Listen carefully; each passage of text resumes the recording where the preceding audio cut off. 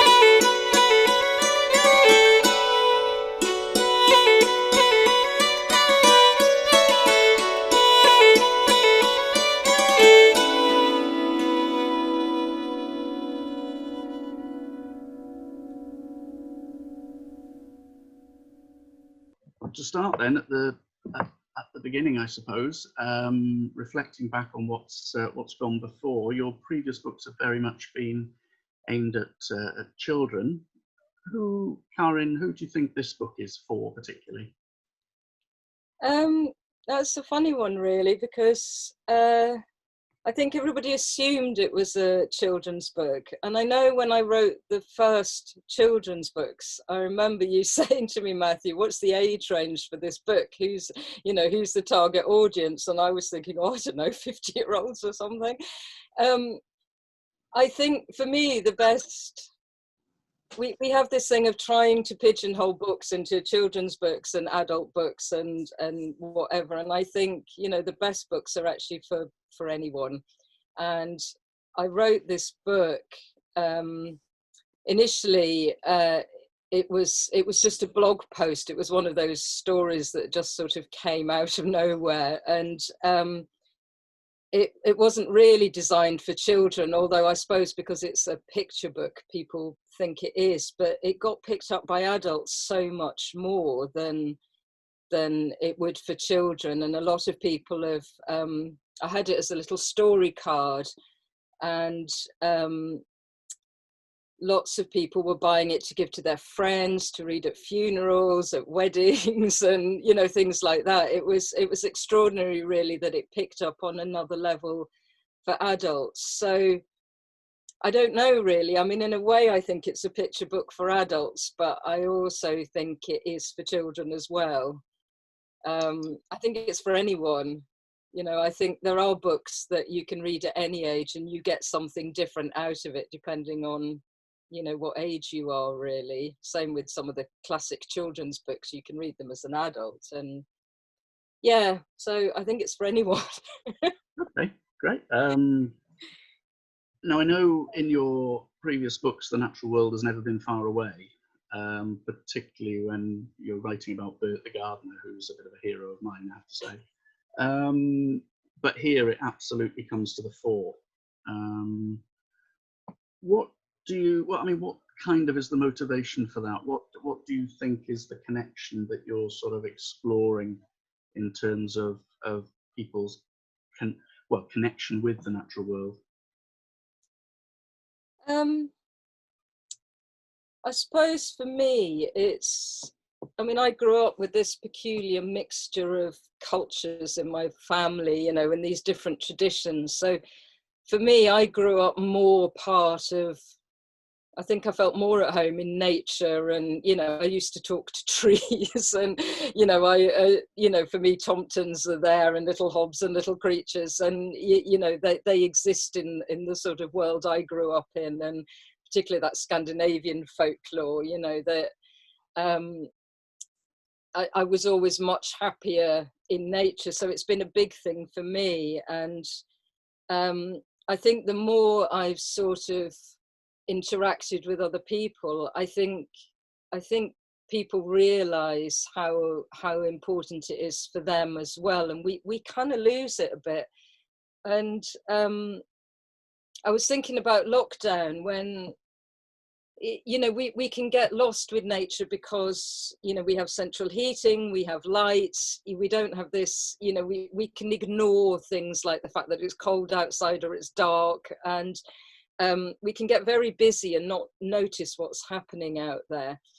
And I noticed when we had the first lockdown, everybody was suddenly talking about that the birds were singing, and I was thinking, the birds have always sung, it's just we don't hear them, and there's so much noise we don't hear them, and I think a lot of people have been they've been picking up on that as well. And I think for us as human beings, I think it's really important to sort of remember I don't know how to put it really, the wisdom of nature, this idea that there's time to bloom and flower, and that we need rest and we need darkness as well. And I think that's partly, what I wanted to put in this book, that there's this hope that, it might be dark now, but we know the light will return, the spring will come, the flowers will bloom. And I think that's a message for us. I think that's what speaks to the adults in this book, is that message of, we also need time for darkness and time to rest, and that hope as well, that we know whatever else happens, and goodness knows what's going to happen, that spring will come, the light will return. Does that answer at all? Yeah, absolutely. I mean, stemming on from that is the whole sort of, I suppose, social, cultural implications of nature, the connection there, the whole sort of folkloric tradition that the seasons have been measured by certain actions, certain customs, and I know that lies absolutely at the heart of this book. Perhaps you'd like to sort of introduce that as a theme that you've explored here. Yeah, the story in its essence came before the book, but when I was looking at it, to make it bigger, because it was originally just a card, I was thinking, this is definitely, it's linked around the winter solstice, and it definitely has a place in the year. And I was thinking how lovely it would be to have a sort of where you could link in all the elements of sort of folklore and things. And we have such a rich tradition in this country, as well as Europe and the world. And I think some countries are really, really strong on their folk traditions, and part of my heritage is Sweden, and I mean, they're very strong there.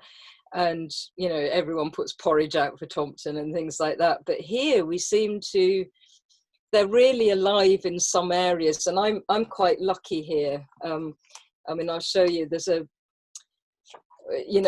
one of the pages in the book here, it's got, I don't know if you can see it, it's got the Mary Lloyd procession, which it's a Welsh custom, and they have a big gathering every year in Chepstow, and and there were sailors, it mentions here as well. And these are quite alive, these traditions, in sort of small pockets, and I think they're becoming bigger.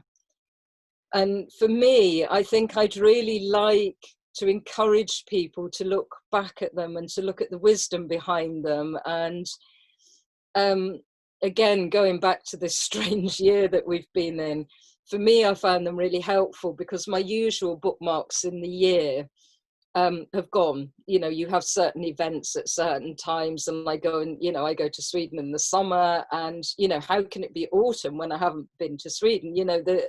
My bookmarks of the year have gone. But if you follow like the Celtic turn of the year and the 8 points on that, and beautiful ancient traditions we've got, but there's all these things throughout the year, such as Lammas, and baking the first harvest loaf, and you know, things like you shouldn't eat blackberries after Michaelmas, and there's a wonderful story about the devil spitting on them and things, but there is a kind of wisdom in that for what's happening in nature.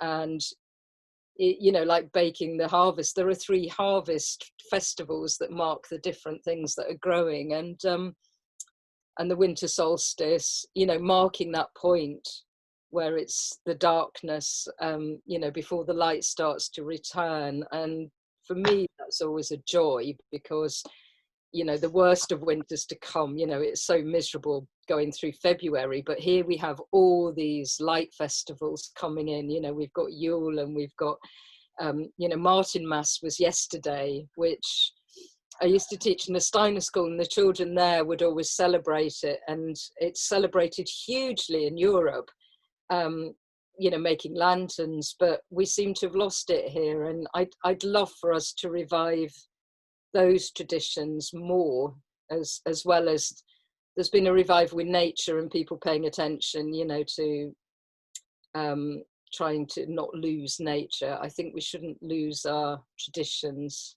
our folkloric traditions as well. Sorry, I don't want to blab on. I could go on for hours. Well, on a similar on a similar theme, actually, this book obviously focuses in on winter and the protection of the light through to spring. This is actually part of a planned series of 4 books. Perhaps you'd like to sort of elaborate on any future plans without any spoilers, without giving too much away. Well, there won't be too many spoilers, because one of them I don't even know what it's going to be. Yes, if you look on the spine of this book, it says winter, and I thought it would be lovely to have fall, winter, you know, spring, summer and autumn, and then maybe eventually we can even have a little book, you know, box set of them. They'd look so nice. The children's books I did, the little ones, they've got numbers on, and I quite like this, you know, lining things up. So this one is based around the winter solstice, so it's the story in its own right, but what I wanted to do was put in the mentions of, so I mean, it mentions midsummer and autumn and baking harvest loaves, and it mentions wassailing and the Mari Lloyd, and, you know, Yule and Christmas. So what I want to do in the other ones, although they will be little stories in their own light, they will mention what's happening in nature and the times, you know, what, I mean, in here it says, you know, what folk are doing. And I use the word folk because it's the world of creatures.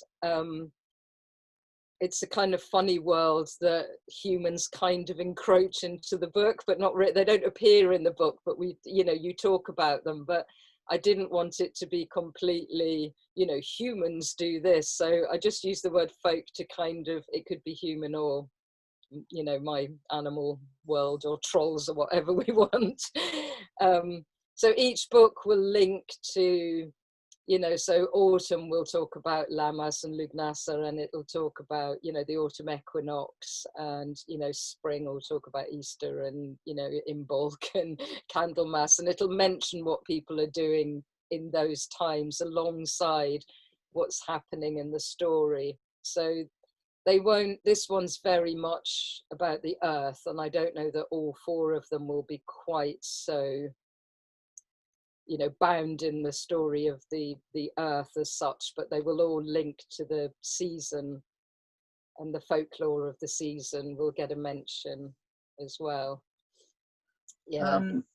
I'm gonna spring a little something on you now. What I'd really love you to do, would it be possible for you to read a couple of pages? Yeah. I was thinking a nice little taster is the first, if it's just the first 3 pages, possibly. First 3 pages. You cheeky. He said, I'm not going to ask you to read. Are you all right? 'Cause, shall I do that way so you can see the pictures? Or do you want to hold the pictures up, Matthew? Yeah, okay. Sorry, I wasn't expecting this. Yeah, I want to mention these ones as well before we go. The earth breathes. In the summer she breathes out and the world fills with warmth and light. She laughs and dances and the flowers spill out from her cloak. Folk feast on the fruits of summer and make flower crowns. They dance and light bonfires, jumping them for courage. When the earth has danced and laughed till she is tired, she settles down to sleep. The flowers gather up the light and warmth and hold it in their fruits and seeds. They glow with the warmth of her dancing. Autumn comes and folk gather in the harvest, saying thanks for the gifts of summer. They bake harvest loaves and make ready for the cold to come. Small creatures hide the light away in their burrows and dens. The earth breathes in. She breathes in the light for warmth as she sleeps. The creatures keep safe the last sparks of light deep underground. Thank you very much. Now, gathering the light is a phrase that I've heard quite a bit over the last few days on social media. And I'd just like to flag up, or you could actually just flag up, how people might be able to get involved, what it is, what's going on, and yeah, and if it's still possible from or until a particular date, if they can still get involved. So I've noticed that Tamsin Rosewell's here. I can see her, well, I can't see her now, but she is there. And Pam as well, who contributed to the book, which maybe we'll talk about in a minute. But originally we'd planned to do a book launch with Kenilworth Books in Kenilworth. And we were going to do a lantern parade because yesterday was Martinmas, which is a lantern parade. And Tamsin had been working with the local town and thinking how beautiful it would be to have a parade through the Abbey grounds, with lanterns and things for the book launch. And of course, we're all holed up in our houses now and can't leave. So rather than despairing, we thought, well, how can we still get people to be involved?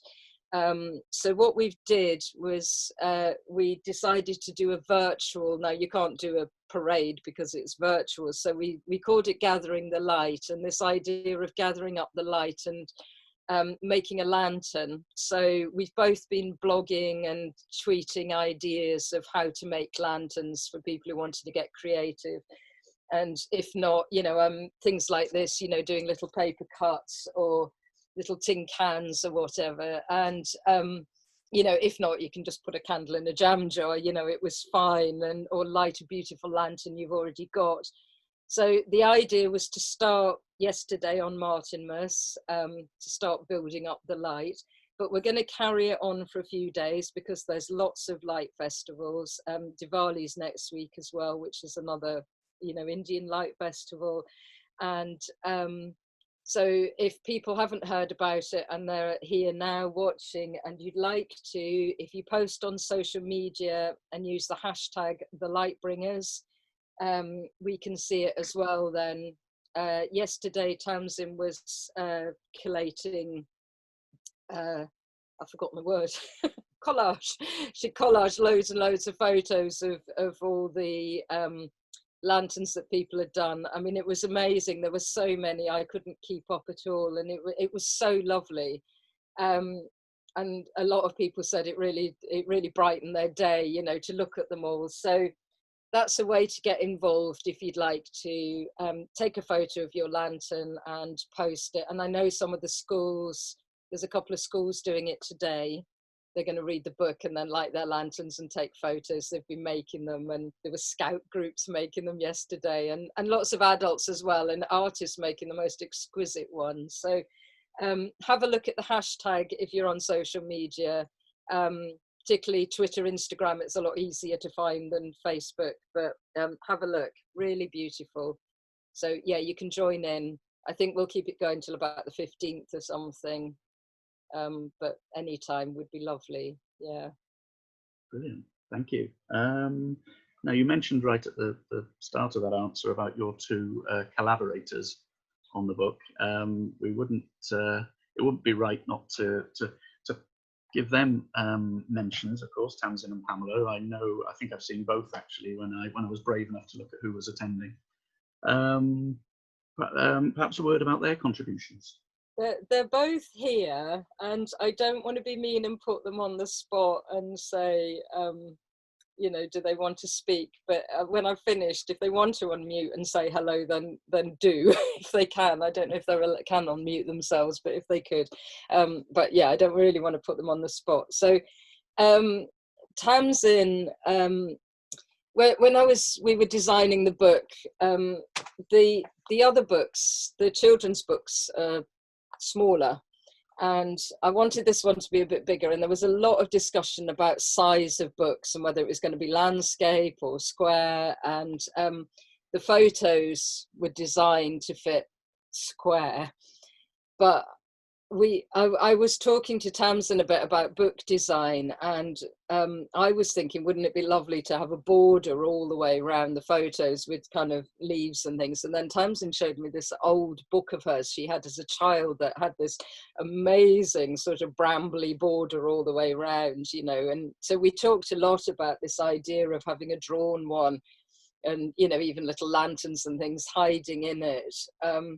And she offered to help draw, because she's an artist as well as a bookseller, to draw some little images for me. And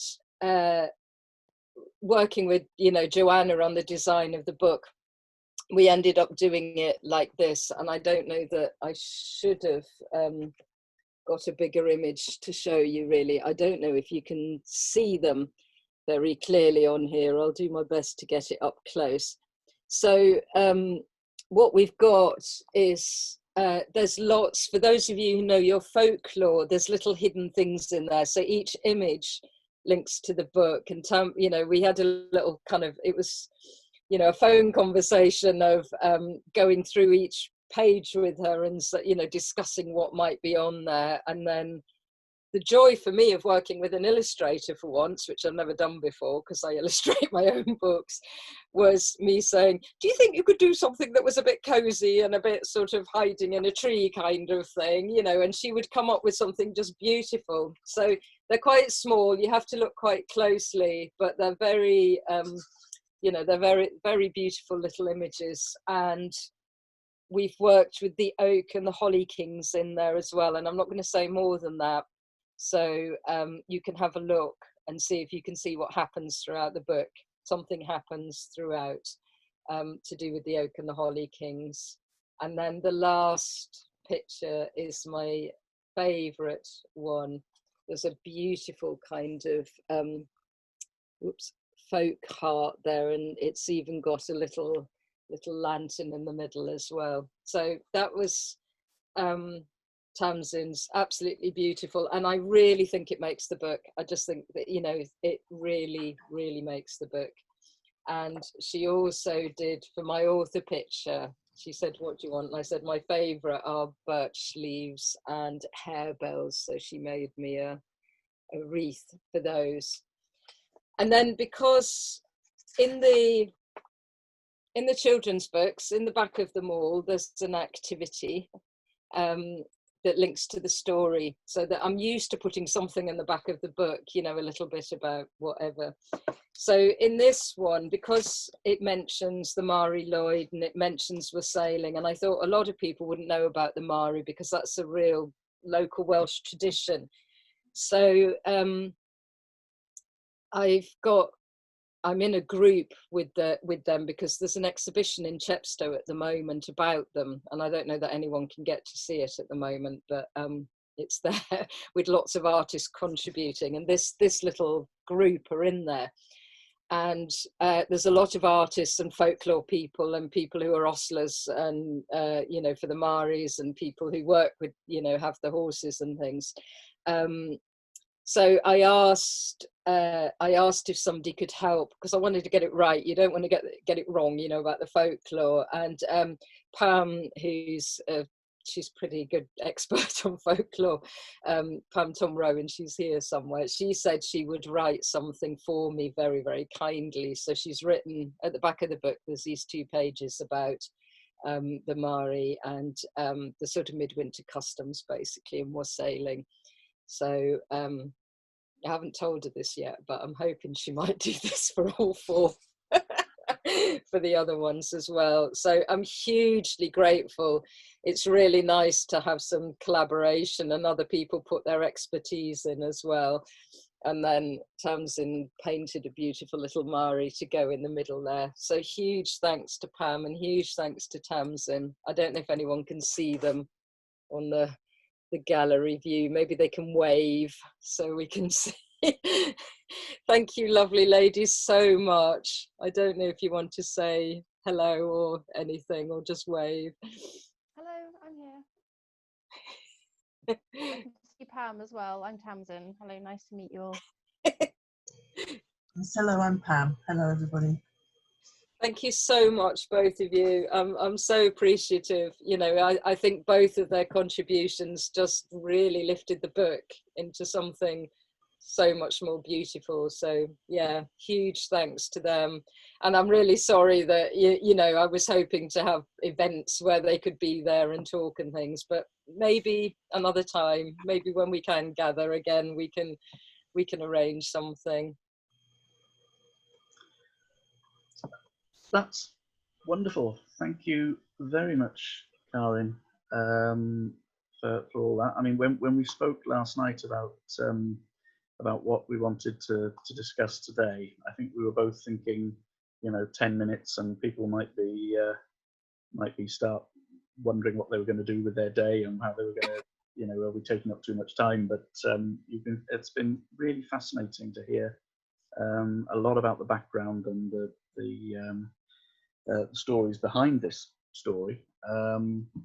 It is a slight departure from your usual, the books that we've done with you before. I think it's an absolute delight. I was so thrilled when I first opened the box. One of the most stressful days as a publisher is when the new books arrive and you open the box and you think, I hope this is how it appeared in all the roughs and on the screen and things like that. And I opened this up and it was an absolute joy. So I'm delighted that you like it. I'm delighted it's starting to have the response that we were hoping for. It's available now. It's available from any high street retailer. We'd urge you to support high street retailers. I mean, at the moment, they need all the support they get, whether they're Waterstones or whether they're independent. Wherever there are jobs, people need support. So signed copies, I know, are available from Kenilworth Books, and you're happily signing away, or you have been for the past few days from everything we've sent you. That's really it from me. Can I just butt in, because I've just noticed this chat and people are asking about Facebook. There's my Facebook page is Celestine and the Hair, and if you find my website, there is a whole page dedicated to Lightbringers that has links to blogs and links to Kenilworth books and you know, to ideas about making lanterns and about the book again and the folklore. And there will be an article with Folklore Thursday as well in December. But all the links are on that page if people are asking where they can find things. So on my website, celestineandthehair.com, you can find links to everything there. Okay, sorry, thank you, Matthew.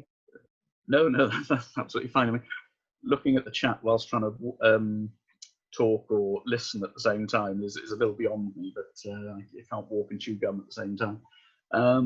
So anyway, thank you so much for your time. Thank you for bringing us this book. And I hope that the success of it continues, and that one day when we can have a proper face-to-face launch for the next one in the series, we can all get together again. That would be lovely. Thanks for coming, everyone. And thank you to Graffeg, because honestly, I mean, like when Matthew said about opening the book, you know, I left it sitting in the box for about 3 hours because I was just too nervous to open it. And I cried. You know, they've done such a lovely job on it. And this might be a bit niche, but the paper feels those of you like the feel of paper, it's really nice paper. It's very strokeable. Thanks for coming. Thank you.